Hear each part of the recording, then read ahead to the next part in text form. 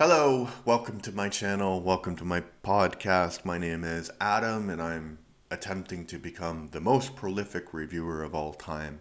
That means I want to have the most published reviews of anybody in history. My goal right now is 15,000. Today I am reviewing a movie from 2003.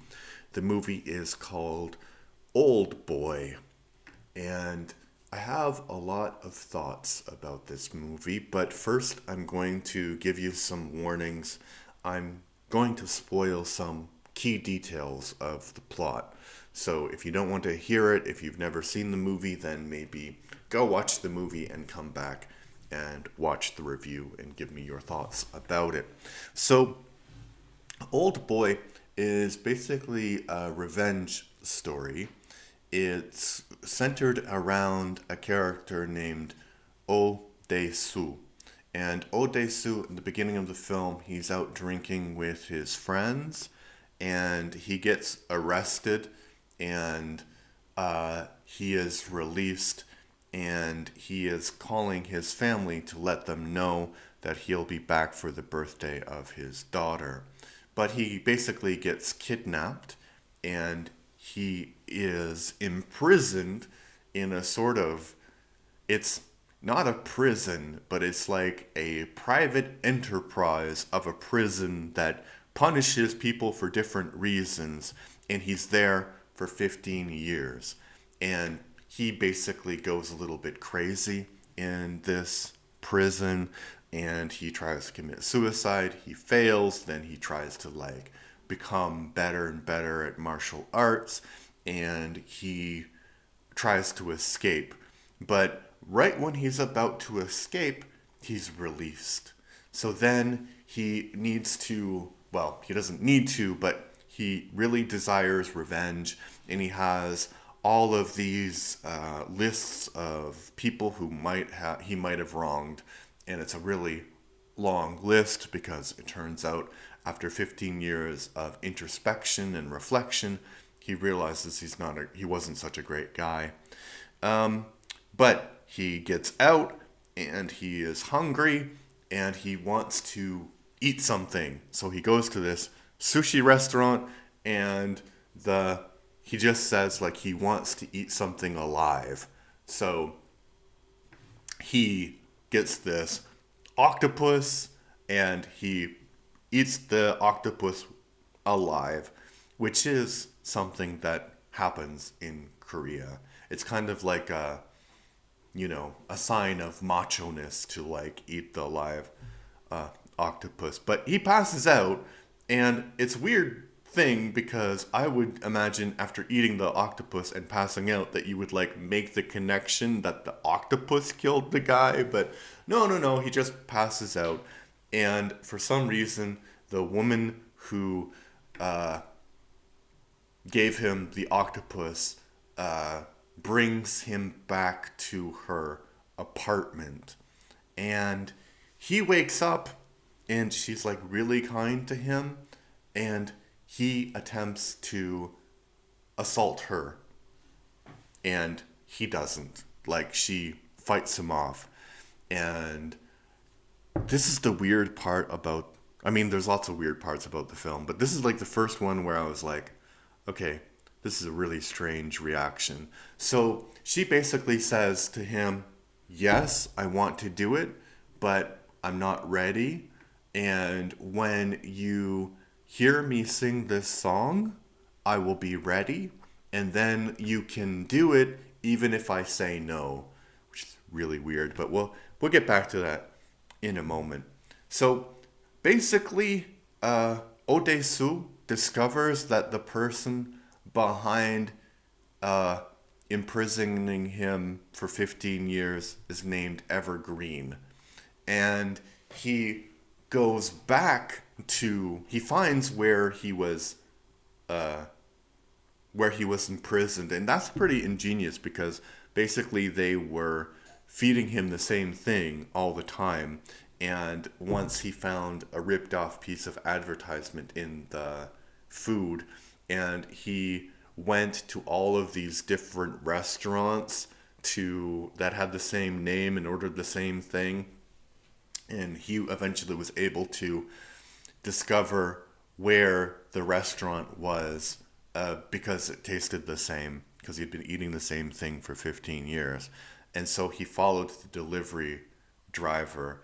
And that's really, really good because they also, so the female character that I mentioned before is named Midu, and she and him both get kind of sick after one of these restaurants. So pretty accurate. I was actually living in South Korea the time this movie came out, and yeah, it's so weird because I watch K dramas now, and I don't really recognize the way Korea looks like now, but then, like, it definitely looked like that, and food poisoning was a concern in different places.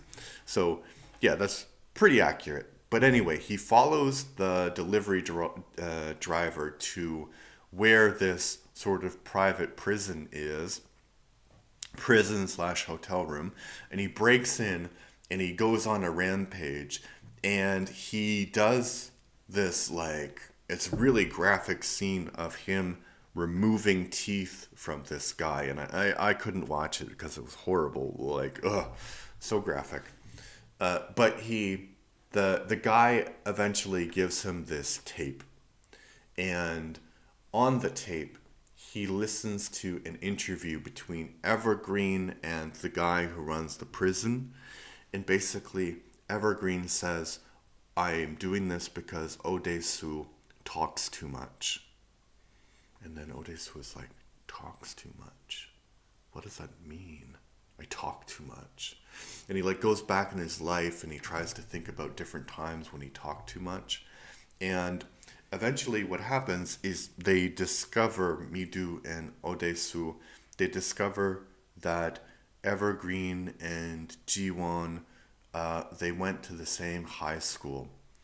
And the whole reason he was imprisoned was because Evergreen's sister was named, I think, Sura or something like that, or Suna, maybe it was Suna. Anyway, she committed suicide, and we're trying to figure out why she committed suicide. And basically, Odesu and Jiwon kind of remember that it was because she had this bad reputation as somebody who slept around and that she was pregnant, and that's why she committed suicide. But it turns out that Suna, I think her name is, was the sister of Evergreen. And the the reason she committed suicide was a lot more creepy than just that there were these rumors, because they went to this Catholic school. So basically, Odesu, when he was a teenager, right before he left to live in Seoul, he saw Evergreen. That's not his name, but like Evergreen, basically saw him and Suna together in a sexual encounter. So basically, he saw a brother and a sister have sex together, and he told his friend Ji Woon this information, just like offhand, like, oh wow, I just saw this crazy thing. Then he left for Seoul, and Ji Woon spread this rumor, and this rumor was the reason why Suna killed herself. And it's not exactly clear because Odesu says later that Evergreen killed her and it wasn't suicide. But we do see Evergreen's point of view where he is struggling to hold on to his sister. And his sister is like basically like, oh, I have no regrets, but remember me, and then falls. And then she dies. So basically the 15 years of punishment is because he was gossiping about Evergreen and his sister, and Evergreen believes that that caused his sister's death. And he also believes that the pregnancy rumors were just a rumor, and that, she wasn't really pregnant, but she started to display signs of being pregnant. But that seems a bit dubious. She probably was pregnant. Um, yeah, and then, so as part of this revenge plot, Evergreen uses hypnotism to make Odesu and Mido fall in love. But Midu, Mido, is Odesu's daughter. She didn't immigrate to Sweden as he suspected. That was all a lie. Um, yeah. Um, so, and they actually, she sings the song that she mentions eventually, and they are intimate. So, at the end of the movie, Odesu discovers this, and he's basically like begging Evergreen not to tell Mido. And he cuts out his tongue, and it's like he's very contrite and stuff. And Evergreen eventually commits suicide as well because he realizes. So basically, Evergreen makes the decision because there's a box. So basically, uh, Evergreen gives Odesu a box, and in the box is like a family album kind of thing, and it's like pictures of him with his daughter before he was uh, imprisoned by Evergreen, and then it's pictures of his daughter throughout her life, and then you realize that the daughter is Mido, and you realize that they had this relationship, much like Evergreen had with his sister. And so, before this confrontation between Odesu and Evergreen, there's the same kind of purple box which is sent to Mido. And that's why Odesu is begging Evergreen not to let Mido open the box. So she never discovers that the the secret, right? And after Evergreen commits suicide, Odesu goes back to the lady who hypnotized them and says basically like, hypnotize me and I don't want to remember. And she says, okay, there will be Odesu and there will be a guy named the monster, and the monster will know the secret, and the monster will die when he's 70 years old. And then the last scene is Odesu and Mido hugging, and uh, Odesu is smiling in the beginning, and you think, well, that's strange. But then the smile kind of becomes a weird sort of grimace of pain. And I think that that's the plot of the movie. And I I thought that the movie was really well done, but I think that it's a very troubling film. And I think that it's a troubling film for the content of it and the violence of it, right? Like the graphic depiction of removing teeth is crazy, and it does have some really great action scenes. Like there's a corridor where he is fighting, and it's kind of a reference to Kurosawa's. Um, it's not Kurosawa film, but it's a film by the same studio named Harikiri in English, where uh, a samurai is fighting all of his enemies at once, and it's just like this brutal battle, and you know he's gonna lose. But Odesu actually wins in the end. Um, so I think that's a good part about this project is that I get to see all of these references and films to each other. So I think that it's a really well made film, but it's troubling, as I said, because of the content, but also the perspective of the film. So the film is told entirely through Odesu's perspective and also Evergreen's perspective. And the women are voiceless. They say things, but for example, Evergreen's sister only speaks in Odesu's memory and in Evergreen's memory. And she never says anything confrontational or antagonistic towards Evergreen. So I think it's clearly his memory playing tricks on him. Like, he wants to remember his sister as this woman who he had a relationship with, but it doesn't make any sense. Her voice has been completely erased. And the same thing a little bit with Mido as well. Like, her voice has also been erased by having this like weird like assault fantasy basically, where Odesu is forgiven because he is like morally virtuous and he's suffered so much, you know. And it's weird that that attempt is sort of like pushed aside and the movie doesn't really talk about it, but the other things the movie does talk about, like the movie talks about the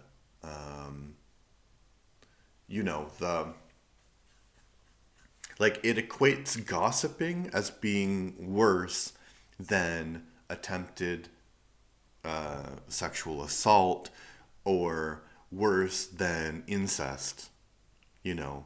So it has this weird moral ambiguous compass which doesn't make any sense. But the thing that I wanted to finish with is like a question. So if you made it this far in my review, I, it's a complicated film, so I don't know how I would rate it. Probably between 6 and 7. But my question would be: is do you think Odesu made the right choice in begging Evergreen not to show the box to Mido? Because basically, you are protecting her from this horrible realization that she had a relationship with her father, which was not great. And I think by actually revealing the truth, you would protect her from things which would happen in the future. Because if Odesu survives, I mean, maybe he would want to be in her life as an actual father figure and not a lover figure, but probably they wouldn't have a relationship. And I think that would be better than pretending like they do in the end. I don't know.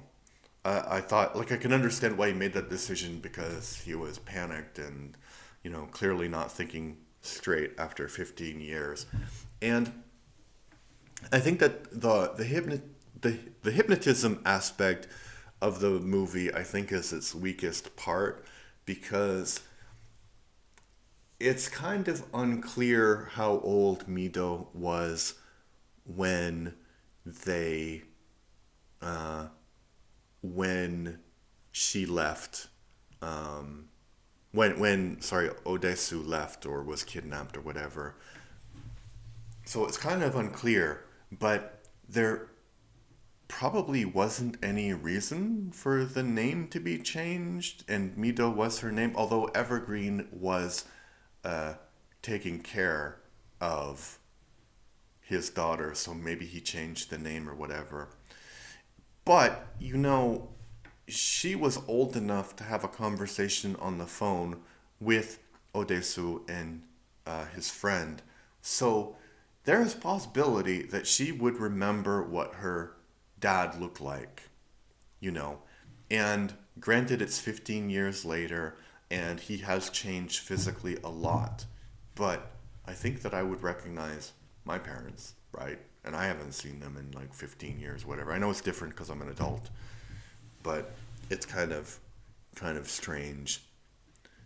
So I didn't like the hypnotism plot, and yeah, I just don't think that it's very realistic. But the movie is completely not realistic, also, so you can't really criticize it because of its realism. I just thought it was a bit icky, like morally ambiguous. and kind of gross in the things that it concentrated and gross in the things that it didn't concentrate on. So I think that it does seem to be a film really from 2003. It seems stuck in that time, and I think that people really like this film. So I don't know. What did you think? Please leave your thoughts in the comment section. I'm trying to have 100 subscribers by the end of Christmas. I have 94 currently, so I think we can get 6. If you like the kind of thing I do, please subscribe to Patreon. I have a Patreon, and it's kind of like a role play where you can be a lord or a lady, a fake lord or a lady. And if anybody subscribes to the Patreon, we will give 50% of the money to some kind of charity that the patrons will choose. Just because obviously this kind of review that I just did probably not going to be monetized because of the content of the film. So I would like to be able to talk about whatever films I want. So the Patreon is a way to support me doing that. All right, thank you for your time. Bye bye.